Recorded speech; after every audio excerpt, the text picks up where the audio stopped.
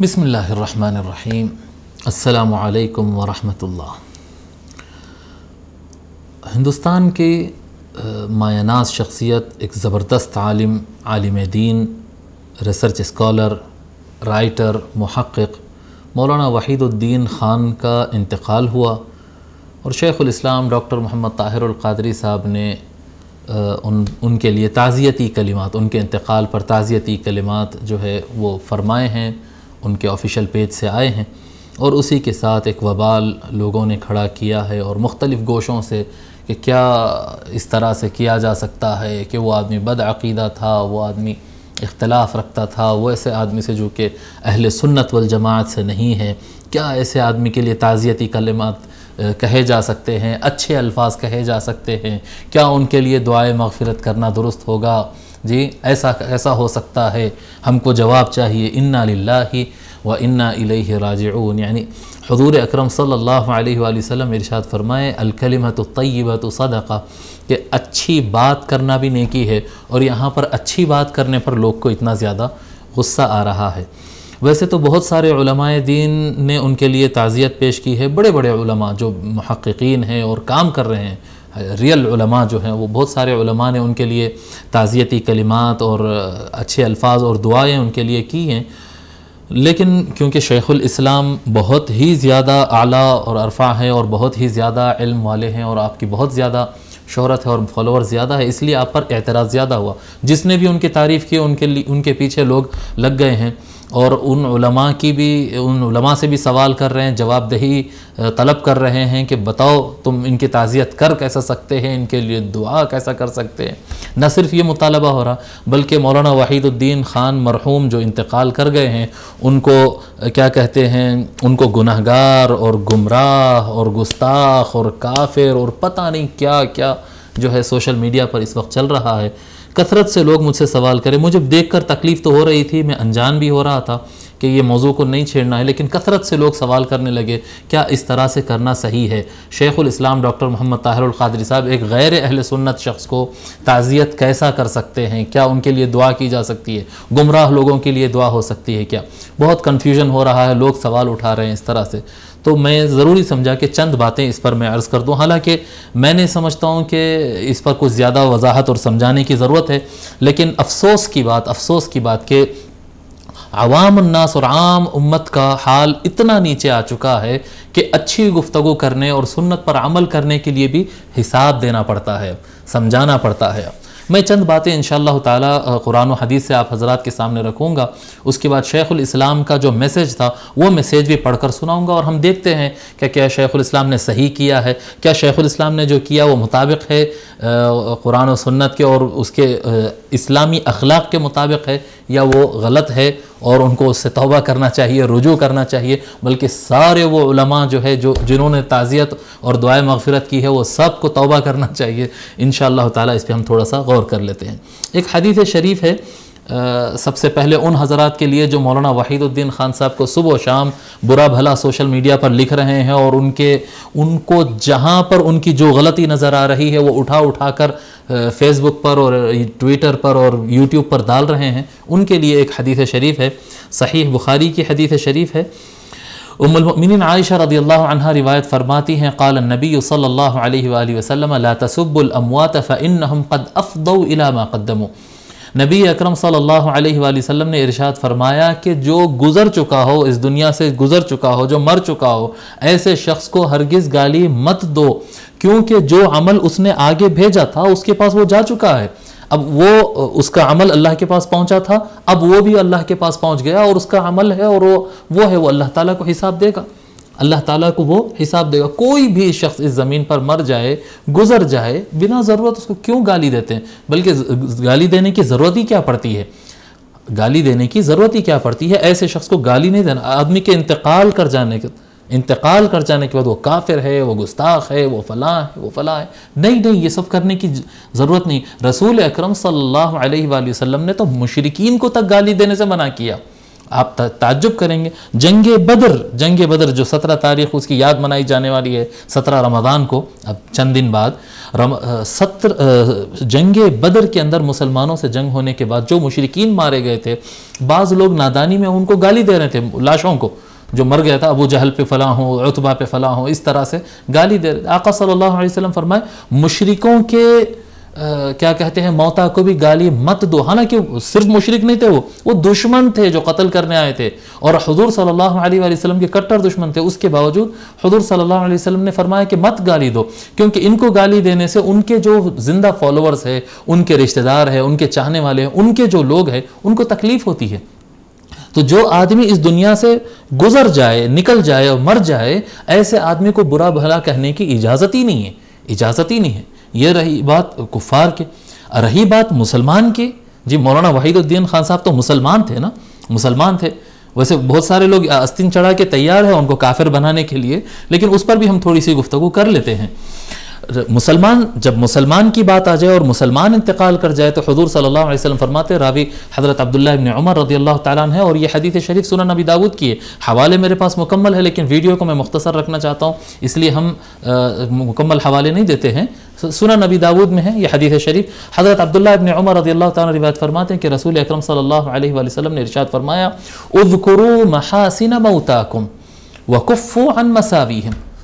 کیا فرما رہے ہیں آقا صلی اللہ علیہ وسلم؟ فرما رہے ہیں کہ تم میں سے جو آدمی، یعنی تم میں سے جب کہیں گے تو مطلب اب مسلمانوں کی بات ہو رہی، اہل اسلام کی بات ہو رہی، تم میں سے اگر کوئی مر جائے تو اس کی خوبیاں بیان کرو، اس کے اندر جو چیز اچھی تھی وہ بیان کرو، اور اس کی جو برائی تھی، اس کے اندر جو کمزوری تھی اس کو چھوڑ دو، نظر انداز کر دو، وہاں پر کف لسان وَكُفُّوا عَن مَسَاوِيهِمْ، کف لسان کر دو، بس بند کر دو زبان، ان کی برائیاں اور ان کی خرابیاں بیان کرنے کی ضرورت نہیں ہے۔ جو ان کی اچھائیاں تھے، جی جو انتقال کر گئے، جو ان کی اچھائیاں تھے وہ اچھائیاں بیان کرو۔ من کان یؤمن باللہ والیوم الآخر فلیقل خیرا او لیصمت۔ آقا صلی اللہ علیہ وسلم فرماتے جو اللہ پر اور آخرت پر ایمان رکھتا ہو وہ کہے تو بھلائی کی بات کہے یا پھر زبان کو بند رکھے، ایمان کا تقاضا ہے یہ، کہے تو اچھی بات کہو یا پھر زبان بند رکھو۔ مولانا وحید الدین خان صاحب کی جو اچھائیاں تھے اگر آپ حضرات سے وہ بیان ہو سکتی ہے، جو حضرات کو بھی اعتراض ہے اگر ان سے اچھائیاں بیان ہو سکتی ہیں کیونکہ وہ مسلمان تھے، اچھائیاں بیان ہو سکتی ہیں تو آپ بیان کریں، اور اگر آپ اچھائی ان کی نہیں بیان کر سکتے ہیں تو چپ رہیں۔ اس لیے مت چپ رہیں کہ حبیب احمد کہہ رہا ہے، نہیں، حبیب احمد کچھ نہیں کہہ رہا ہے، رسول اللہ صلی اللہ علیہ وآلہ وسلم نے فرمایا، ان کی حدیث شریف ہے، ان کا حکم ہے یہ۔ اچھا ٹھیک ہے، نہیں وہ مسلمان تھے یا نہیں تھے، انہوں نے یہ مسئلے میں اہل سنت سے اختلاف کیا، یہ مسئلے میں اہل سنت سے اختلاف کیا۔ میرے بھائی، مسلمان ہونا اور غیر مسلمان ہونے کے فیصلے اب کیا نکڑوں پہ لوگ کریں گے، ہوٹل اور چائے خانے کے اندر کریں گے؟ کیا فیس بک، سوشل میڈیا پر اور اسنیپ چیٹ اور کیا کہتے ہیں ان سوشل میڈیا پلیٹ فارمز کے اوپر طے ہوگا کہ آدمی مسلمان ہے نہیں مسلمان ہے؟ ایک عام مسلمان جس کے بارے میں آپ خود جانتے نہیں، کون جانتا مولانا وحید الدین خان صاحب کو اہل علم کے علاوہ؟ کون جانتا ہے؟ آپ سڑک پر نکل کر یہاں سے آپ اپنے جو آپ کا مکان ہے وہاں سے نکل کر 10 کلومیٹر تک آپ عام مسلمانوں سے پوچھتے ہوئے جائیے کون ہے مولانا وحید الدین خان صاحب، کوئی جانتا کیا؟ دیکھیے، سوائے اہل علم کے، انٹلیکچوئلز کے، اسکالرز کے اور علماء کے، ان کو لوگ نہیں جانتے ہیں، عامت الناس ان کو نہیں جانتی، جی عامت الناس ان کو نہیں جانتے۔ ایک عام مسلمان، ایک مسلمان مولانا وحید الدین خان صاحب یا اس طرح کے اور بھی علماء میں مشہور غیر مشہور کی بات نہیں کر رہا ہوں، جو بھی آدمی ہو، آپ کیسا طے کریں گے کہ وہ مسلم ہے یا غیر مسلم ہے یا کافر ہے؟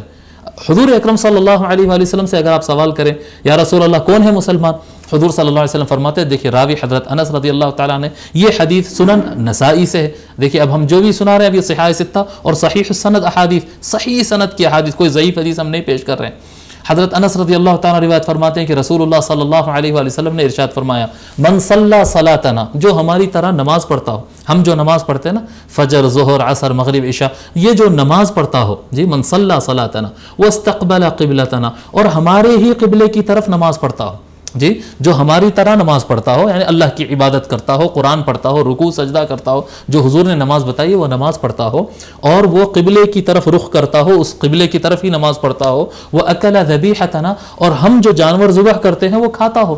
جو ہم بکرا ذبح کرے، ہم مرغا ذبح کرے، ہم کوئی جانور ذبح کرے، وہ ہمارے ذبیحہ میں سے وہ کھاتا ہو، فذالکم المسلم، تو وہ مسلمان ہے۔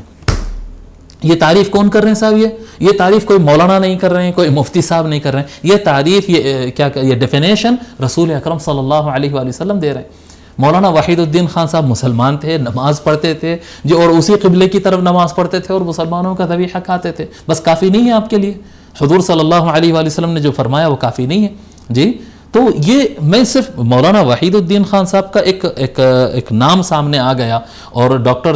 شیخ الاسلام ڈاکٹر طاہر القادری صاحب نے ان کو تعزیت پیش کر دی، اس کو ایک موقع میں جان رہا ہوں، جان کر میں یہ سمجھانا چاہتا ہوں کہ جب مسلمان کا کوئی مسئلہ آ جائے، ایک انتقال کسی کا ہو، مسلم یا پھر غیر مسلم کا بھی اگر کسی کا انتقال ہو، تو اس وقت ہمارے رویے کیسے ہونا چاہیے، ہمارے اخلاق کیا ہونا چاہیے، اس پر تھوڑا سا آپ حضرات سے گفتگو کر لینا چاہتا ہوں۔ کیا فرما رہے ہیں آقا صلی اللہ علیہ وسلم؟ جو ہماری طرح نماز پڑھے اور کیا کہتے ہیں ہمارے قبلے کا رخ کرے اور جو ہے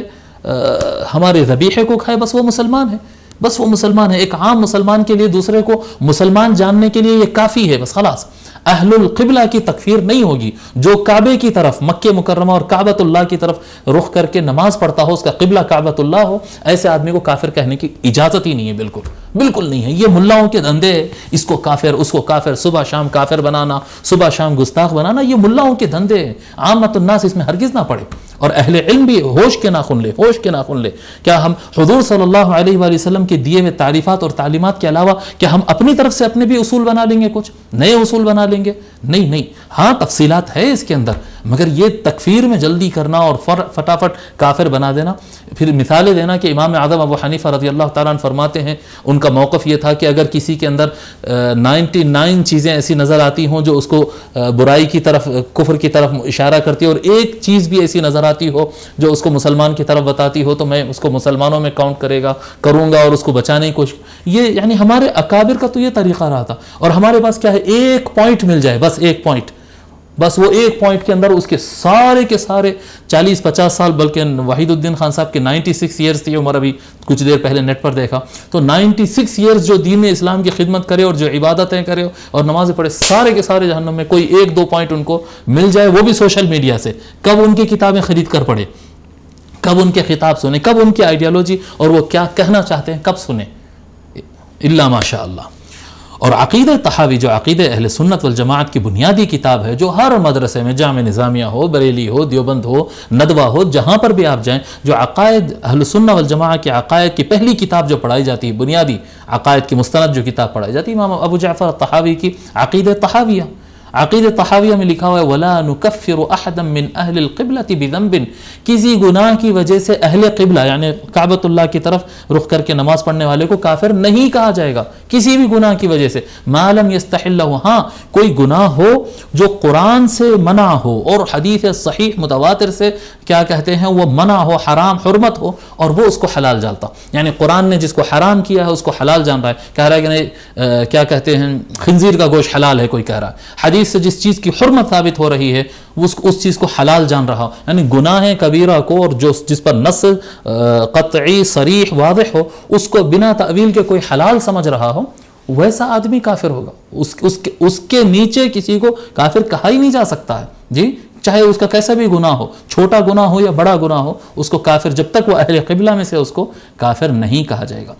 پھر اللہ تبارک و تعالیٰ فرماتا ہے جب یہ معلوم ہو گیا ہے کہ مرنے والے کی مذمت نہیں کرنا چاہیے، اور مسلمان مرنے والے کی اگر بیان کر سکتے ہیں تو تعریف ہی بیان کرنا ہے، تعریف بیان کرنا ہے، اور اگر تعریف نہیں بیان کر سکتے ہیں تو خاموش ہی رہنا ہے، خاموش ہی رہنا ہے۔ جب یہ قرآن و احادیث شریفہ سے یہ ثابت ہو گیا، اب آئیے ہم قرآن کریم کی ایک آیت پڑھتے ہیں، سورہ ہود کی آیت نمبر 85 ہے۔ اللہ تبارک و تعالیٰ فرماتا ہے وَيَا قَوْمِ أَوْفُوا الْمِكْيَالَ وَالْمِيزَانَ بِالْقِسْطِ وَلَا تَبْخَسُوا النَّاسَ أَشْيَاءَهُمْ وَلَا تَعْثَوْا فِي الْأَرْضِ مُفْسِدِينَ۔ اللہ تبارک و تعالیٰ، ویسے تو یہ حضرت شعیب علیہ السلام کے قوم کے لیے، لیکن ہے امت محمدی کے لیے بھی، اور ہر ایک کے لیے، ہر قوم کے لیے ہے یہ۔ اللہ تعالیٰ فرماتا ہے کہ شعیب علیہ السلام نے کہا کہ اے میری قوم، مکیال اور میزان یعنی ناپ تول کو انصاف کے ساتھ پورا ادا کرو جی، چوری مت کرو، ناپ تول میں خیانت مت کرو، بےمانیاں مت کرو، اور لوگ کی جو چیز ہے، لوگ کا جو حق ہے ان کو پورا دو۔ وَلَا تَبْخَسُوا النَّاسَ أَشْيَاءَهُمْ وَلَا تَعْثَوْا فِي الْأَرْضِ مُفْسِدِينَ، اور زمین میں فساد کرتے مت پھرو۔ اس آیت کریمہ کے اندر جو وَلَا تَبْخَسُوا النَّاسَ أَشْيَاءَهُمْ، لوگ کا جو حق ہے ان کو پورا دو، اس کے اندر علماء کرام یہ بھی بیان کرتے ہیں کہ اگر کسی کے اندر کوئی صلاحیت ہے، کسی کے اندر کوئی خوبی ہے، تو وہ خوبی کا اعتراف کرنا، خوبی کا اعتراف کرنا. اگر کیا کہتے ہیں ہزاروں سووں اور ہزاروں اختلافات کے باوجود مولانا ڈاکٹر اسرار احمد صاحب کے سے سووں اختلافات کے باوجود اگر ان کے اندر بیان کرنے کی قوت بڑی زبردست تھی اور قرآن تشریح کرنے کی بڑی ان کی صلاحیت تھی، کیا کہتے ہیں اسلام اور سیاست اور حالات حاضرہ پر ان کی نظر تھی، اگر کہنا پڑے تو کہوں گا، کہنا چاہیے کہ یہ ان کے اندر خوبی ہے. ہاں جو اختلاف ہے، جہاں پر اختلاف کی بات ہوگی تو وہاں پر وہ بیان کریں گے کہ ہاں اس مسئلے میں ہم آپ سے متفق نہیں ہیں، اس مسئلے میں ہم آپ کو غلط سمجھتے ہیں، اور بہت ہی زیادہ ہو جائے تو اس مسئلے میں ہم آپ کو گمراہ سمجھتے ہیں، یہ بھی ہو سکتا ہے. لیکن اگر ان کے اندر کوئی خوبی ہے تو وہ خوبی نہ بیان کیا جائے، کیونکہ وہ ہمارے اہل سنہ والجماعہ میں سے نہیں تھے جی، اس لیے بیان نہیں. مولانا وحید الدین خان صاحب ہمارے جماعت میں سے نہیں تھے. بریلوی کہیں گے کہ وہ بریلوی نہیں تھے اس لیے ہم ان کی کوئی اچھائی نہیں مانتے. دیوبندی کہیں گے وہ دیوبندی نہیں تھے اس لیے ہم کوئی اچھائی نہیں مانتے. جی ایسا نہیں ہوتا،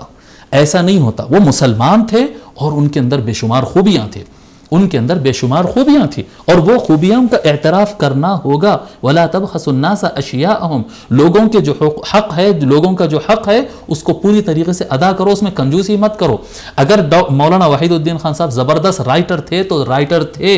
زبردست مصنف اور زبردست عالم دین تھے، زبردست عالم دین تھے. یہ جتنے لوگ آج ان کے اوپر اعتراض کر رہے ہیں، سوال اٹھا رہے ہیں، ان میں سے کسی کے اوقات ان کے شاگرد بننے کی بھی نہیں ہے. عام بات بتا رہا ہوں میں، ان کے شاگرد بننے کی اہلیت نہیں ہے. اتنی نظر وہ بندے کی قرآن کے اوپر، اتنی نظر حدیث شریف کے اوپر. میں یہ نہیں کہہ رہا ہوں کہ میں مولانا وحید الدین خان صاحب کے افکار و نظریات سے متفق ہوں، نہیں. میں اگر ان سے متفق ہوتا تو ان کے ساتھ ضرور کام کرتا ہوتا. میں ان کے بہت سارے نظریات سے اختلاف رکھتا ہوں، بہت سارے افکار سے میں ان کے اختلاف رکھتا ہوں، لیکن عالم بڑے تھے اور عالم دین تھے. دین اسلام جاننے والے تھے، قرآن جاننے والے تھے، حدیث جاننے والے تھے، سیرت جاننے والے تھے. حالات حاضرہ میں قرآن کو اور حدیث کو، اسلام کو کیسا امپلیمنٹ کیا جا سکتا ہے آج کے زمانے کے اعتبار سے، اس پر نظر رکھنے والے دنیا کے بڑے اسکالرز میں سے ایک اسکالر مانے جائیں گے، جن کو دنیا کے عرب و عجم ان کو مانی ہیں. عربستان میں آپ جائیں، تونس میں جائیں، قطر میں جائیں، دنیا کے کئی ملکوں کے اندر نصابوں کے اندر، ان کے جامعات، یونیورسٹی کے سلیبس کے اندر ان کے کتابیں باضابطہ پڑھائی جاتی ہے. قابلیت کو ماننا ہوگا جی. کسی آدمی کی قابلیت کو ماننے کے لیے اس کا مذہب اور اس کا عقیدہ ماننا ضروری نہیں ہوتا ہے جی. اعتراف کرنے کے لیے کہ فلاں آدمی کے اندر بڑی صلاحیت تھی، اللہ تعالیٰ اس کی مغفرت کرے، یہ الفاظ کہنے کے لیے کسی کا عقیدہ پوچھنے کی ضرورت نہیں ہوتی. آپ کیا کہتے ہیں؟ البرٹ آئنسٹائن ہیں. آئنسٹائن کے جو کیا کہتے ہیں، جو انکشافات ہے، جو اختراعات ہے، جو ایجادات ہے، جتنا بڑا سائنٹسٹ ہے وہ، یہ اتنا بڑا سائنٹسٹ ہے کہنے کے لیے آپ کو ہر مرتبہ کہنا پڑے گا نہیں آئنسٹائن بڑا سائنٹسٹ تھا لیکن کافر تھا، آئنسٹائن بڑا سوچنے والا تھا، بڑا فلسفر تھا، بڑا سائنس کی نالج رکھنے والا تھا لیکن گمراہ تھا، لیکن جہنمی تھا. اس طرح سے کہیں گے آپ جی، اس طرح سے کہیں گے. آئنسٹائن کہیں گے یا ایزیک نیوٹن کہیں گے، آپ جب اس کی قابلیت کی بات کریں گے تو آپ کو تعریف کرنا ہوگا، ماننا ہوگا کہ یہ شخص کے اندر صلاحیت تھی. مرزا غالب کی شاعری، غالب بہت بڑا شاعر تھا، تو یہ جملہ کہنے سے پہلے آپ کو پوچھنا پڑے گا کہ نہیں وہ شیعہ تھا یا سنی تھا یا اہل حدیث تھا یا دیوبندی تھا یا بریلوی تھا جی. کیا کریں گے؟ غالب کی شاعری سب شاعروں پر غالب تھی، تو آپ کو کہنا پڑے گا ہاں غالب کی شاعری تو غالب کی ہے. محمد الادریسی جو دنیا کا نقشہ بنائے، سائنٹسٹ، مسلم سائنٹسٹ، آپ نے کبھی سوال کیا؟ الادریسی سنی تھے، شافعی تھے، وہابی تھے، حنفی تھے، معتزلی تھے، قدری تھے، جبری تھے، کبھی سوال کیے؟ جابر بن الحیان نہیں. جب جس آدمی کا جس فن میں تعریف کی جاتی ہے تو وہ اس لائق ہو تو اس کی تعریف کی جائے، وہاں پر کنجوسی نہیں کیا جانا چاہیے. بہرحال حضور اکرم صلی اللہ علیہ وآلہ وسلم نے کسی میت کے خلاف، مرنے والے کے خلاف بولنے کی اجازت نہیں دی جی. اس کے خلاف یعنی اس کی برائیوں کو اچھالنا، اس کی خرابیوں کو اچھالنا، اس چیز کی اجازت نہیں دی. اور کسی کے لیے بھی اچھا کلمہ بولنا، اچھے الفاظ ادا کرنا، کسی مسلمان کے لیے، غیر مسلم کے لیے، کسی کے لیے بھی اچھے بولی بولنا، اچھے الفاظ بولنا، یہ سنت نبوی ہے اور یہ باعث ثواب عمل ہے. یہ باعث ثواب عمل ہے. اور مولانا وحید الدین خان صاحب مسلمان تھے، اور مسلمان کی اچھائی بیان کرنا اور مسلمان کے لیے دعائے مغفرت کرنا، دعائے مغفرت ہی تو کیے نا ان کے لیے، دعائے مغفرت اور ان کے لیے جنت کی دعا تو کیے نا. جی مغفرت کس کے لیے، مغفرت کی دعا کس کے لیے کی جاتی ہے؟ اس کے لیے کی جا سکتی ہے جس سے غلطیاں ہو سکتی ہے۔ یقینی بات ہے کہ ہر آدمی انسان ہے، اور ہر انسان سے چاہے وہ چھوٹا ہو یا بڑا ہو، اس کے کچھ اچھائیاں ہوتے ہیں، اس کے کچھ کمزوریاں ہوتی ہیں، اس کے کچھ اچھے قدم ہوتے ہیں، اس سے کچھ غلطیاں ہوتی ہیں۔ اگر ان سے اچھائیاں ہوئیں تو اللہ تبارک و تعالیٰ ان کو قبول فرمائے اور ان کو ثواب عطا فرمائے، اور اگر ان سے کچھ غلطیاں ہوئی ہے تحقیق میں، نظریے میں، تحریر میں، خطاب میں، کہیں پر اگر غلطی ہوئی، اللہ تبارک و تعالیٰ ان کی مغفرت فرمائے۔ مغفرت فرمائے کی دعا کریں گے کس کے لیے؟ پھر آپ کہہ رہے ہیں کہ نہیں، ان کے لیے کیسا دعائے مغفرت کرتے ہیں؟ ان سے غلطیاں ہوئی تھی جی، انہوں نے غلط تحقیق کی تھی، تو اگر انہوں نے غلطی کی تھی تو اسی لیے تو دعائے مغفرت کر رہے ہیں۔ اتنا تو عقل لگاؤ کہ کسی کے لیے دعائے مغفرت اگر کر رہے ہیں تو یہ مان کر رہے ہیں کہ ان سے غلطیاں بھی ہوئی ہوں گی، تو ہر انسان سے غلطیاں ہوتی ہیں، اس لیے مغفرت کی دعا کر رہے ہیں۔ اور مسلمانوں کے لیے مغفرت کی دعا نہ کرے تو کس کے لیے کرے؟ مولانا اب یہ میں لیٹر پڑھتا ہوں شیخ الاسلام کا۔ شیخ الاسلام نے جو لیٹر اس پر کیا کہتے ہیں، مختصر سا بیانیہ جو آیا ہے منہاج القرآن کے آفیشیل پیج سے، شیخ الاسلام کی طرف سے تعزیتی کلمات، اس پر لکھا تھا: مولانا وحید الدین خان کی رحلت پر شیخ الاسلام ڈاکٹر محمد طاہر القادری کی طرف سے تعزیتی پیغام۔ مولانا وحید الدین خان 1925 to 2021 کی رحلت ایک ناقابل تلافی نقصان ہے۔ ناقابل تلافی نقصان ہے، یہ ایک بالکل برحق جملہ ہے، بالکل صحیح جملہ ہے، کیونکہ ان کی طرح سیاسی اسلام کے اوپر نظر رکھنے والے، سیاسی لوگ کو معلوم ہی نہیں ہے نا پرابلم کیا ہے، دنیا کے اندر کیا چل رہا ہے۔ سیاسی اسلام کے نام سے جو نظریہ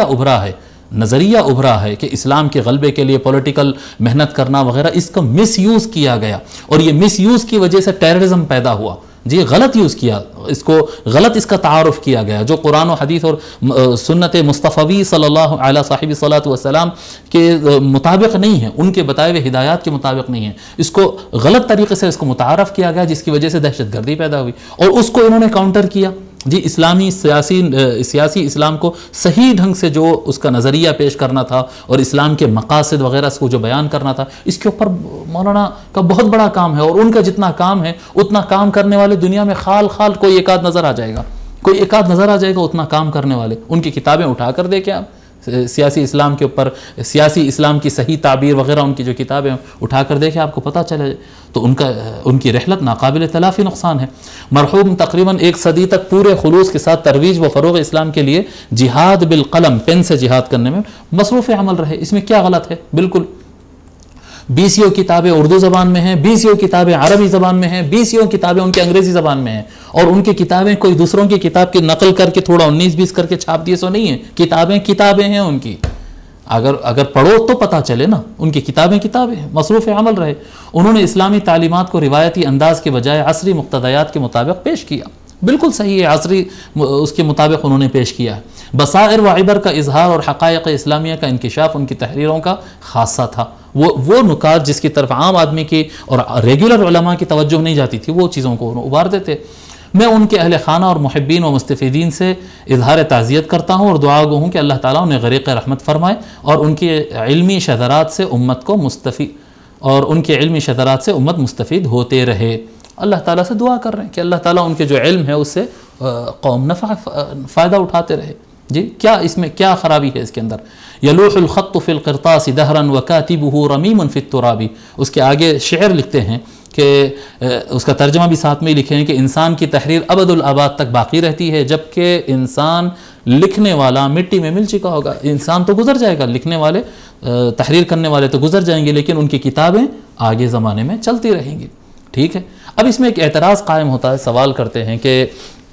ایسا کرنے سے، ایسا تعزیت، شیخ الاسلام جیسی شخصیت اور اس طرح کے بڑے لوگ اگر ان کی تعزیت کریں گے تو ٹھیک ہے، تعزیت کرنا اگر جائز ہے تو، لیکن عوامی سطح پہ تعزیت کرنے سے لوگ ان کی کتابیں پڑھیں گے اور ان کی کتابوں میں سے اچھا برا صحیح غلط سمجھے بغیر سب پڑھ لیں گے اور ان کے عقائد پہ چلے جائیں گے، اور اہل سنت والجماعت سے وہ عام جو صحیح عقیدہ ہے وہ عقیدے سے بھٹک جائیں گے۔ انا للہ و انا الیہ راجعون۔ کس کے بارے میں بول رہے ہیں؟ وہ عام لوگ ان کی کتابیں اٹھا کے پڑھیں گے جی۔ ان کے انتقال کے بعد سے مجھے بتاؤ کس نے ان کی کتابیں خرید کر ان کے پڑھے؟ جو لوگ چہل حدیث نہیں پڑھتے ہیں، ابتدائی چہل حدیث نہیں پڑھتے ہیں، اور ابتدائی دینیات کی پہلی کتاب اور دوسری کتاب لے کر پڑھنے کی جن کو توفیق نہیں ہوتی، وہ مولانا وحید الدین خان صاحب کی کتابیں نہیں اٹھا کر پڑھیں گے۔ مولانا وحید الدین خان صاحب کی کتابیں آپ لے جا کر بھی اگر عامات الناس کے ہاتھ میں دے دیں گے، وہ کتاب اٹھا کر اگر وہ پوری کتاب بھی اگر پڑھ لے گا اس کو سمجھ میں کچھ نہیں آئے گا، کیونکہ ان کی کتابیں کافی ہائی لیول کی ہے۔ صرف اسکالرز، محققین جن کی نظر قرآن پہ، حدیث پہ، حالات حاضر پر، پولیٹیکل سائنسز کے اوپر، ان چیزوں پر جو نظر رکھنے والے افراد ہیں، انہی کو ان کی کتابیں سمجھ میں آتی ہے۔ اس کا کوئی امکان ہی نہیں ہے، اس کا کوئی امکان نہیں ہے۔ ہاں اگر یہ شیخ الاسلام کی اس تعزیتی پیغام اور مولانا وحید الدین خان صاحب کی تعریف کرنے کی وجہ سے اگر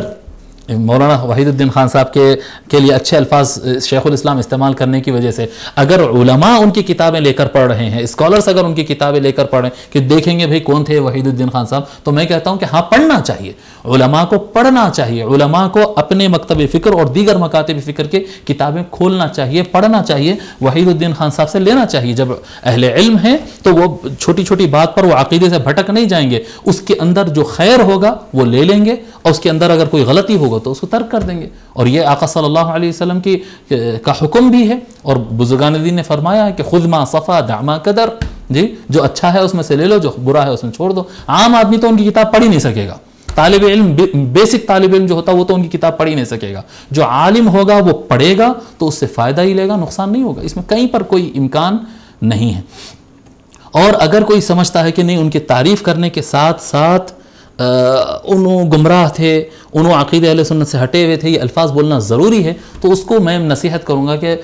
ڈاکٹر سید علیم اشرف جائسی صاحب جو مولانا آزاد یونیورسٹی کے پروفیسر ہے، ان کا ایک چھوٹا سا آرٹیکل آیا، 1.5-2 پیج کا آرٹیکل ہے، ان کا 2 پیج کا آرٹیکل ہے، وہ کتاب وہ ضرور پڑھیں۔ انشاءاللہ تعالی میں اپنے فیس بک کے پیج پر بھی اس کو اردو میں اور انہوں نے شیئر کیا ہے، اور میں بھی انشاءاللہ تعالی اس کو اپنے فیس بک پیج پر اردو میں بھی شائع کروں گا، اور اردو بہت سارے لوگ نہیں پڑھ پاتے ہیں تو پھر اس کو ہم رومن اردو میں بھی اس کو منتقل کریں گے اور انشاءاللہ تعالی اس کو شائع کریں گے، وہ ضرور پڑھنا چاہیے۔ اس میں انہوں نے بتایا کہ حضور صلی اللہ علیہ وآلہ وسلم کئی مرتبہ بعض کافروں کی بھی تعریف کی ہے، لیکن ساتھ میں وہ کافر تھے نہیں فرمائے۔ عنتر بن شداد کے بارے میں جب پوچھا گیا ان کی شاعری کے بارے میں، حضور صلی اللہ علیہ وسلم عنتر بن شداد کی شاعری کی تعریف کی، اور یہ بڑا زبردست شاعر تھا جو یہاں تک فرمائیں کہ اگر وہ زندہ ہوتا تو میں اس سے ملنے کے خواہش رکھتا ہوں، یہاں تک بھی فرمائیں، جیسا کہ ان کے مضمون میں ہے، یہ ڈاکٹر علیم اشرف صاحب کی کتاب سے میں بتا رہا ہوں، جی ان کے مضمون سے بتا رہا ہوں۔ حضرت عمر رضی اللہ تعالیٰ عنہ، خلیفہ دوم حضرت عمر رضی اللہ تعالیٰ عنہ سے بنو غطفان کے لوگ آ کے جو ہے اپنے شاعر، ان کے شاعر نابغہ کے بارے میں سوال کیے۔ نابغہ تو مسلمان نہیں تھا، نابغہ مسلمان نہیں تھا، لیکن حضرت عمر رضی اللہ تعالیٰ نے کہا کہ اشعر شعرائکم، بنو غطفان خاندان کے اندر سب سے بڑا شاعر، سب سے زبردست بہترین شاعر نابغہ ہے۔ حضرت عمر رضی اللہ تعالیٰ نے فرمایا، لیکن ساتھ میں یہ نہیں فرمایا کہ وہ کافر تھا، وہ گمراہ تھا، وہ جہنمی تھا، نہیں فرمایا۔ تو جو آدمی کی جو خوبی ہوتی ہے وہ خوبی بیان کرنے سے نقصان نہیں، بلکہ یہ عین سنت کے مطابق ہے۔ آپ تعجب کر رہے ہوں گے نا، انشاءاللہ تعالیٰ یہ احادیث شریفہ میں پیش کر لیا، آپ حضرات چیک کر لیجئے، یہ مضمون آ جائے گا فیس بک کے اوپر، اس کو بھی آپ حضرات دیکھ لیجئے۔ اور مجھے افسوس ہو رہا ہے، اس افسوس کی انتہا ہو رہی ہے کہ جو نبی اکرم صلی اللہ علیہ وآلہ وسلم یہودی کے جنازے کا بھی احترام کرتے ہوئے کھڑے ہو جاتے تھے، یہود، جی لَتَجِدَنَّ أَشَدَّ النَّاسِ عَدَاوَةً لِلَّذِينَ آمَنُوا الْيَهُودِ، جی اللہ تبارک و تعالیٰ فرما رہا ہے کہ روئے زمین پر مسلمانوں سے سب سے زیادہ دشمنی کرنے والی قوم کا نام یہود ہے، سب سے کٹر دشمن مسلمانوں کا۔ وہ جن کے بارے میں قرآن میں یہ آیا ہے، یہودی کا جنازہ جاتا ہے، حضور صلی اللہ علیہ وآلہ وسلم اس کے لیے اٹھ کر کھڑے ہو جاتے ہیں۔ صحابہ عرض کرتے ہیں یا رسول اللہ وہ تو یہودی کا جنازہ ہے، حضور صلی اللہ علیہ وسلم فرماتے ہیں انسان تو ہے نا، جنازے کا احترام میں کھڑے ہو گئے، احترام کر رہے ہیں، جنازے کا لحاظ کر رہے ہیں کہ انسان ہے، انسان کا انتقال ہوا، اس کا لحاظ کر رہے ہیں۔ آقا صلی اللہ علیہ وسلم، جو نبی صلی اللہ علیہ وآلہ وسلم ہم کو اخلاق کی یہ لیول کی تعلیم دی ہے کہ یہودی کا بھی جنازہ ہو تو اس کے احترام میں کھڑے ہو جائیں، وہ نبی کے ماننے والے اور ان کے نام لیوا امت کو یہ سمجھانا پڑ رہا ہے کہ ایک مسلمان کے مرنے پر اس کو گالی مت دو، اس کے لیے مغفرت کی دعا کرنا جائز ہے، دعا کرو بولنے کی بھی ہمت نہیں ہے، اگر کوئی کر دیا تو غلط نہیں کرا بھائی، جائز ہے دعائے مغفرت کرنا، اور اس کے لیے اچھے الفاظ استعمال کرنا، یا اس کی روتی ہوئی بیوی، روتے ہوئے بچے، اور اس کے پسماندگان جو اس کی فیملی ہے جو غم زدہ ہے، ان کے لیے 2 اچھے میٹھے بولنا بھی اجازت ہے، یہ کہنا پڑ رہا ہے انا للہ و انا الیہ راجعون۔ اپنے اخلاق کو اور اپنی انسانیت کو سنوارے، یہ مسئلہ صرف کیا کہتے ہیں مسائل فقہیہ کا مسئلہ نہیں ہے، یہ اخلاق کا اور ایمان کا مسئلہ ہے کہ رحمت للعالمین کے ماننے والے ہیں ہم، جو نبی صلی اللہ علیہ وآلہ وسلم صبح و شام مشرکین کے لیے دعائیں کرتے تھے، اللہ ان کو ہدایت دے دے، ان کو جنت میں بھیج دے، ان کو ہدایت دے دے، ان کو جنت میں بھیج دے، جن کے لیے جو آقا صلی اللہ علیہ وسلم یہ کردار دکھائے، جو کافر مر جانے والے یہودی کو مر گیا، اب وہ عمل نہیں کرے گا، اب کفر پر یہودیت پر وہ مر چکا ہو، اس کے بھی جنازے کا احترام کر کے جو نبی اکرم صلی اللہ علیہ وآلہ وسلم بتائے ہیں ان کا نام لیتے ہیں اور ان کے فالوور ہوتے ہیں اور کسی مسلمان کے لیے دعا کرنے کے لیے ہنگامہ کرتے ہیں۔ اللہ تبارک و تعالی ہم کو ہدایت دے اور ہم کو ہوش کے ناخن لینا چاہیے۔ آقا صلی اللہ علیہ وآلہ وسلم اپنے گروہ بندیوں اور اپنے وہ کیا کہتے ہیں وہ چھوٹی نیرو مائنڈڈ سوچ سے باہر نکل کر حضور اکرم صلی اللہ علیہ وآلہ وسلم کی سنت کی طرف، حضور صلی اللہ علیہ وآلہ وسلم کے اسلام، وہ بیوٹیفل اسلام، وہ حقیقی اسلام، وہ رحمت والا اور مرسی والا جو اسلام ہے، اس کی طرف لوٹنے کی ہم کو توفیق عنایت فرمائے۔ وما علینا الا البلاغ، والسلام علیکم ورحمۃ اللہ۔